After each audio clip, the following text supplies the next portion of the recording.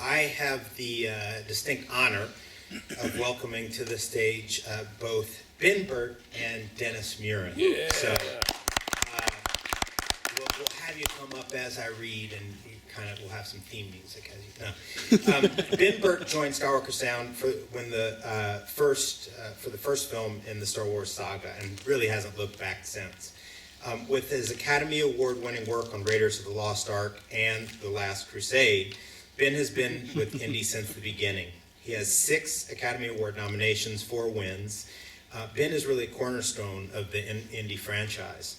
And he's also the film industry's premier sound designer. His most recent project, the Steven Spielberg epic chronicling the life of our 16th President Lincoln, is set for release this fall. Please welcome Ben Burtt.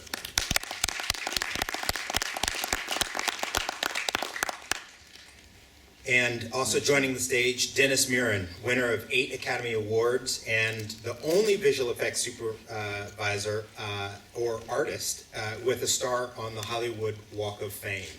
Denis has set the tone for modern visual effects with his unique style and keen eye for detail. His talents have made him both the go-to visual effects supervisor for filmmaking legends such as George Lucas and Steven Spielberg, and also as the visual effects supervisor on Indiana Jones and the Temple of Doom. Denis has really been responsible for creating some of the most iconic images in cinema. So currently he holds the position of creative director at Industrial Light and Magic, Mr. Denis Muren.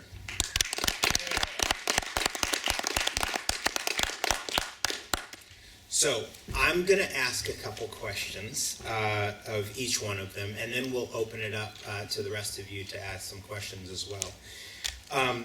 Let me start off with Denis. Denis, Indiana Jones has been synonymous with huge action-adventure blockbusters. How do you think the imagery of then and what we're seeing now holds up to today's standards? Is this working? Yes, it is. I don't know if you want to compare the images of then and now, because I think the old ones hold up very well. Having been there and sort of lived through it, there's just something in the reality of it that sort of usurps any technical sort of problems we might have had in those days, and it gives it a very hand-feel look to it. So I think the movies hold up extremely well, and not that the newer ones aren't good also, but the smell and the feel of all the effects material and all, I think fit with the rest of the movie. You can tell, if these movies were all made in studios, it'd be one thing, but with those real locations, with the reality of everything, I think it really helps the effects of all real things also. And I'm going to sit down here just because I don't even feel like I should be on the stage with you guys. But, here, I'll come over here. So the visual effects were as much a character in the film as Harrison. Can you speak a little bit of something to that? I mean, the visual effects were really a strong part and really carried the film as much as anything else. Yeah, I guess so, but man, I mean, Harrison is the movie.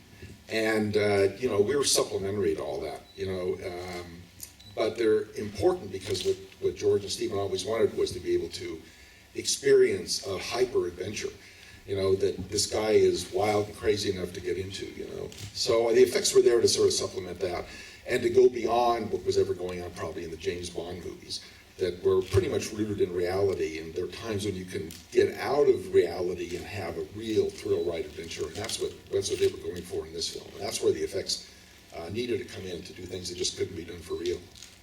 So kind of along those lines, Ben, I'm going to ask you, so we had a conversation earlier about the kind of auditory language that existed pre-Indy, and yeah, I think you were a little modest when you just said, we took that and kind of moved forward, because the one thing that wasn't out there so much is that kind of mix with what is historically accurate or should be historically accurate, what would really you'd feel would be there in the place, with the supernatural, and also with something that's a little more mystical.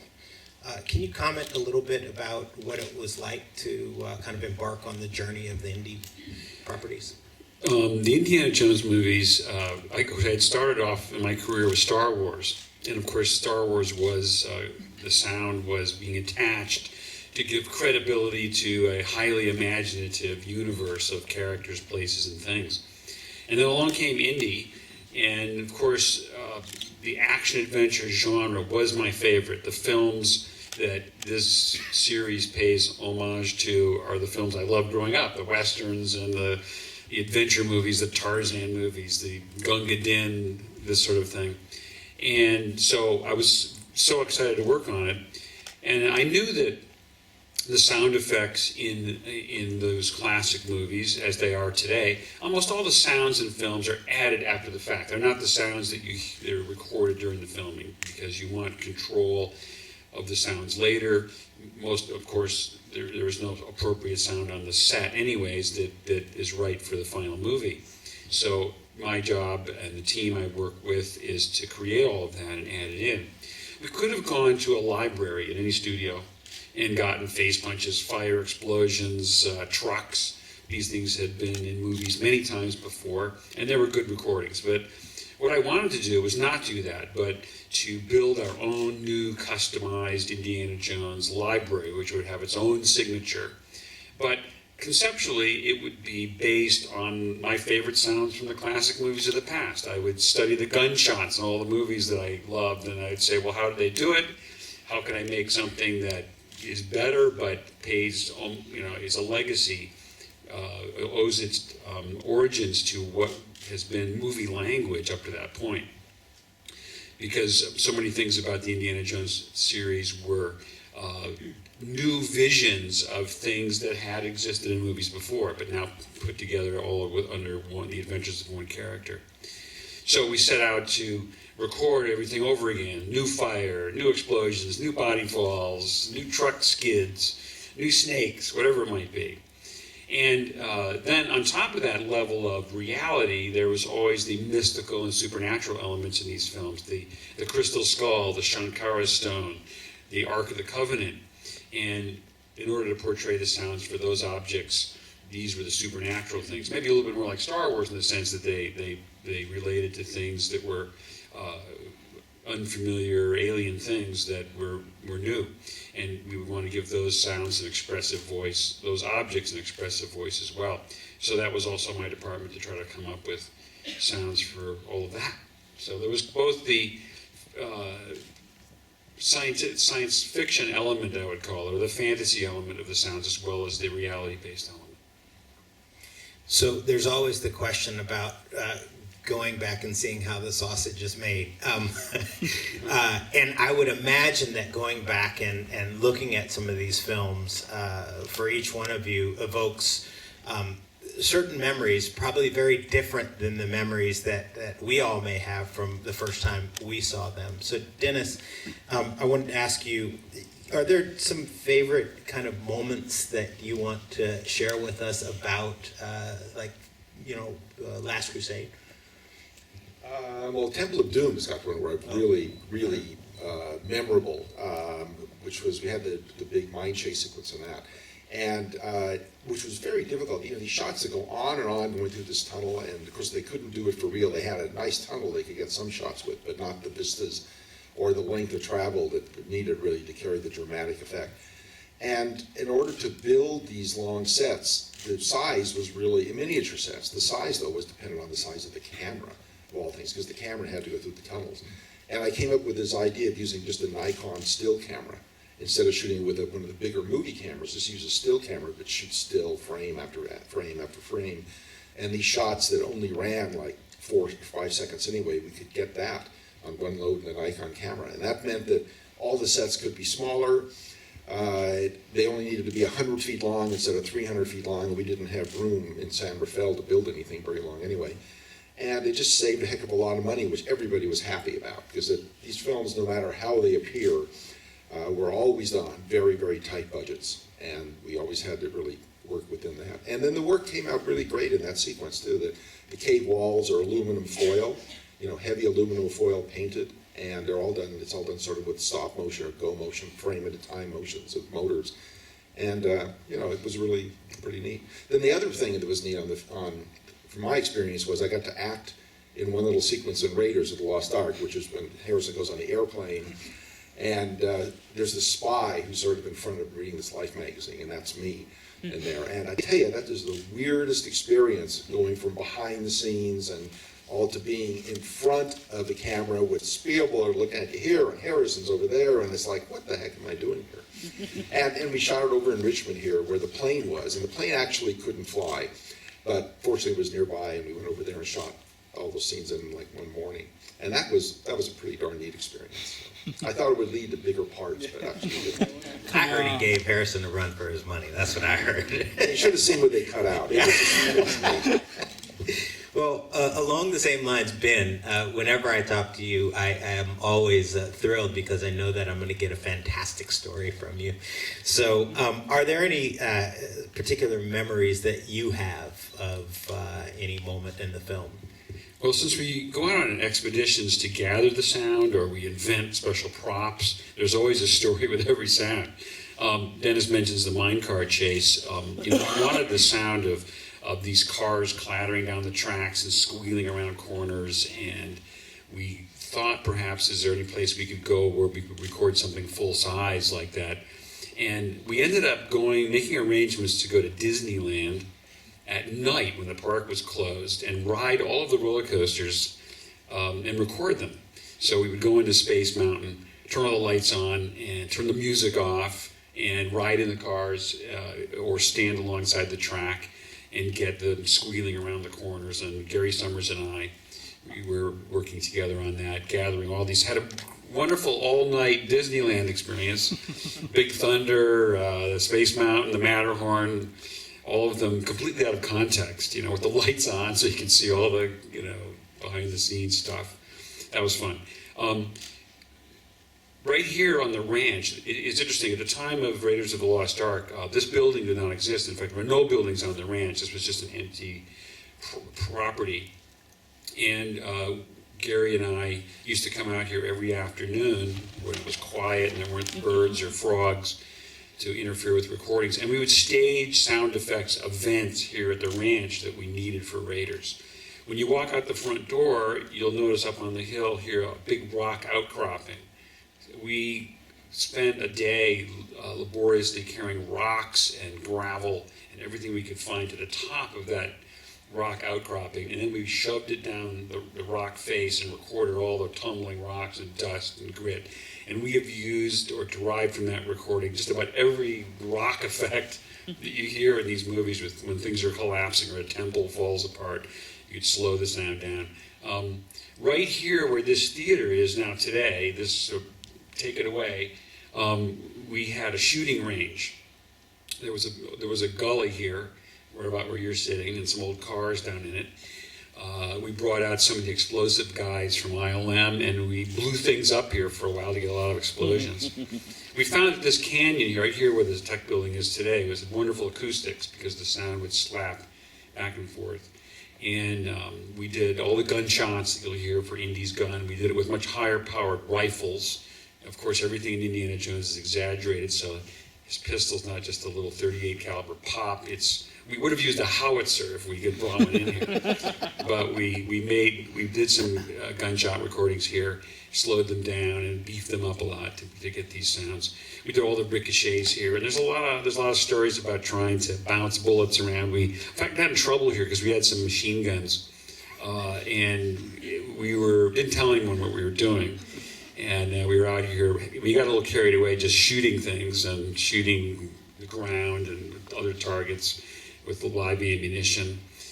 We had some people from LA come up, Stembridge Gun Rental, so we had a permit, but we didn't tell anyone. And so finally a bunch of headlights come down the road here. We were doing this in the evening, and people wanting to know if we were terrorists or something, and they didn't understand. The neighbors were complaining, I guess. But in any event, this was our recording studio, this whole outdoor area here, and so much of Raiders material was done right here.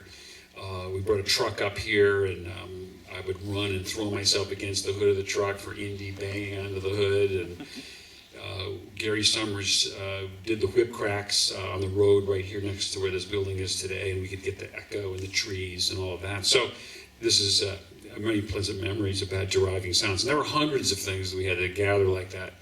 And it wasn't just a simple matter of getting the right technical recording. It's all about finding the right performance and the right acoustic location.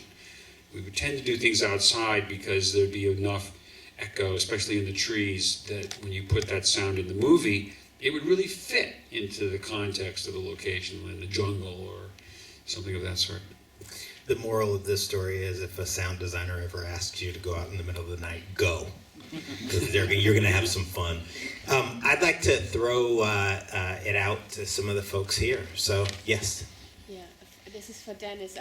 Every new movie that comes along drives the visual effects field further. What was groundbreaking with the Indiana Jones movies? What would you say?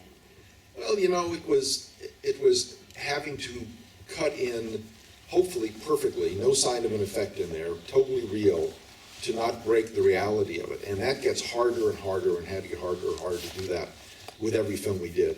So it's attention, I'd say on the artistic side, the attention to the detail, the reality, the feel of a Steven Spielberg directed scene, even though he didn't direct the effect scenes, he certainly approved everything.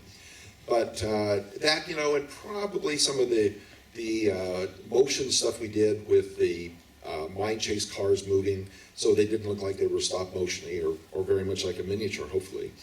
So I wouldn't say it was like we invented a lot of new gear for it. It was more being able to sort of use it in a way that was more pristine and more in the style of Steven actually out there directing the stuff for real. And that's really hard to do, or else the shots could just pop and look like they were done, you know, by a second unit or something like that. Yes. By far, my favorite sound effect in the indie films is the punches. And that, you know, seeing the film the first time in the theater, there was nothing like an indie punch. It was the biggest, most concussive noise I'd ever heard. Where did the punches come from? What was your initial design for them? As big as possible. Well, the question is, where do the punches come from? Well, there's one part I'm not going to tell you, okay, because I have to protect a few things so I have future work. There's always punches to be needed in the movies.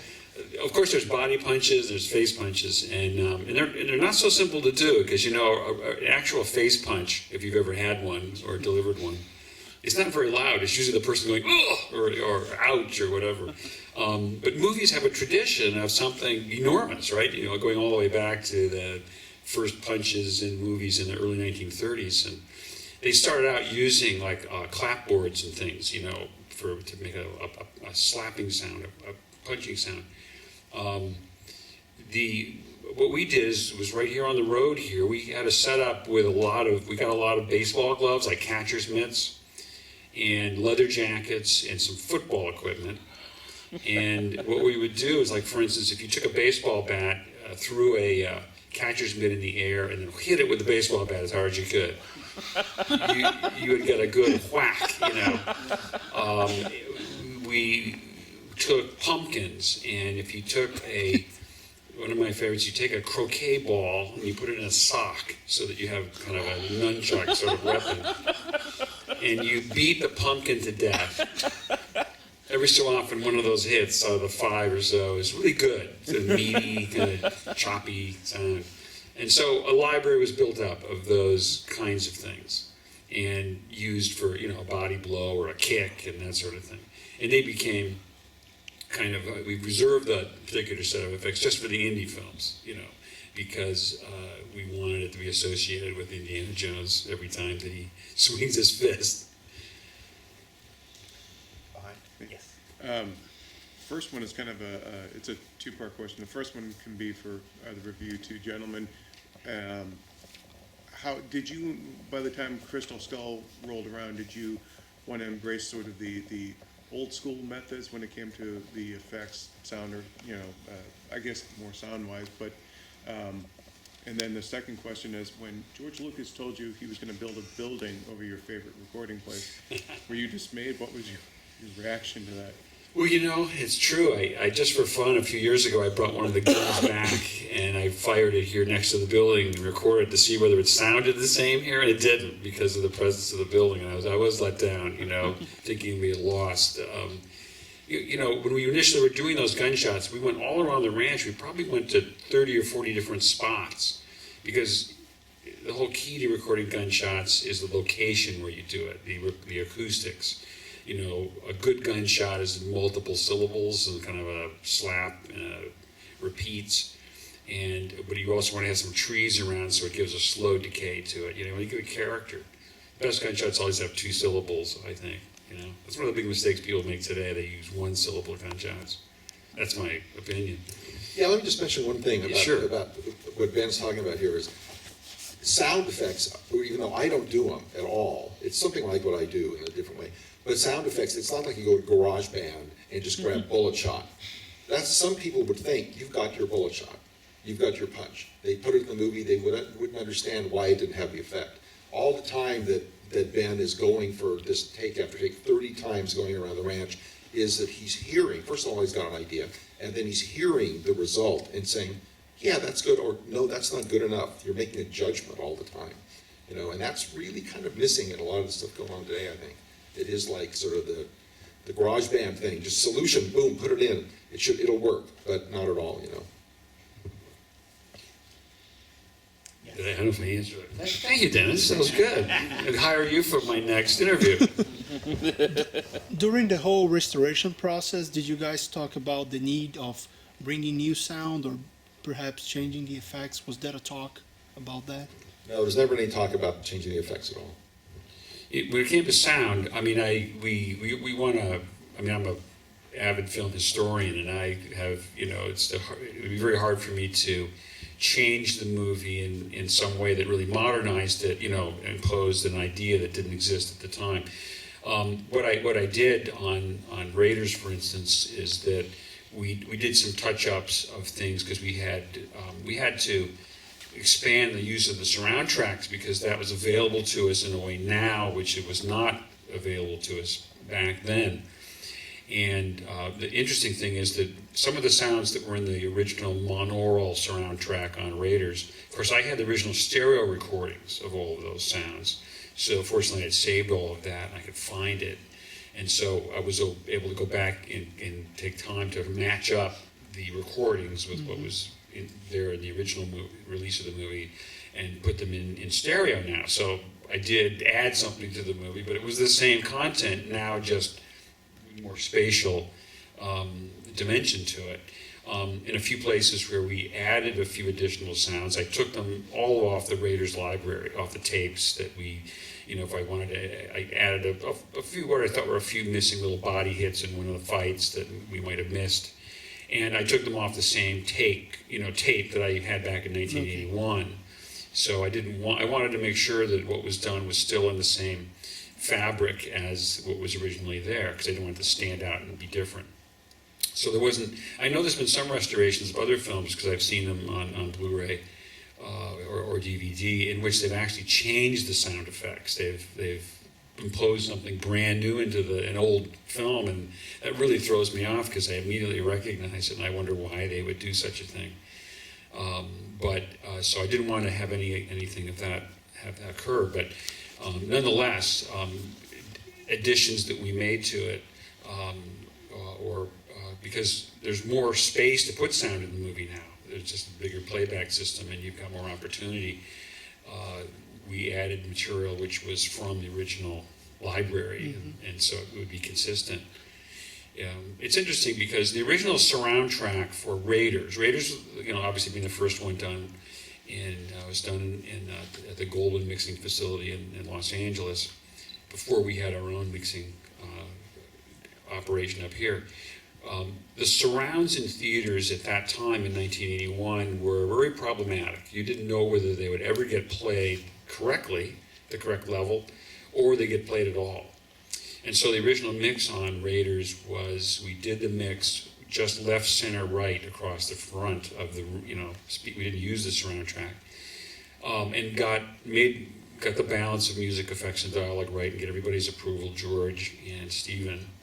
And then as a separate mix, after that was approved, we began to conservatively add in surround effects.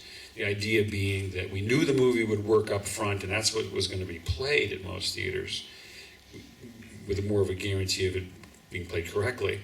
and that the surrounds worked, they would be a nice enhancement. But we didn't want to put content in the surrounds that was essential to the storytelling, Makes sense. because it might be lost. And that's just because we knew at that time many theaters just were not going to be able to get it right. This is before THX existed and any other sort of digital revolution which helped improve theaters. So now, going back and listening to Raiders, we say, well, boy, we were awfully conservative, so now we can have a richer experience, and so let's recreate it with the same raw material. And that's what we did. So it was, surrounds are really basically completely redone, and put stereo music in the surrounds instead of monaural, and so that's one of the things that was done. So I have time for one more question. And right here. So Ben, what's your thinking on frontal sound perspective versus an aggressive, more immersive sound field?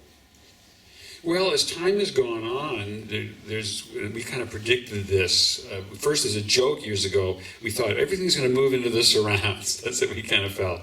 And it's kind of gone that way to some extent, because we have 5.1, then we have 7.1, and now we have 11.1. We did Red Tails in, and there's the Dolby Atmos process, which is now being experimented with. I like it. I like to make it a more immersive experience. I think audiences, once again, it's a learning curve too. From at one time, when I first started out working in stereo, people might be distracted sometimes if something was in the surround, especially if they were sitting too close to a speaker. So you had to be careful not to put a line of dialogue right next to their head or something that would distract them. But as time has gone on, and filmmakers continually move the experience forward, it's always changing and evolving.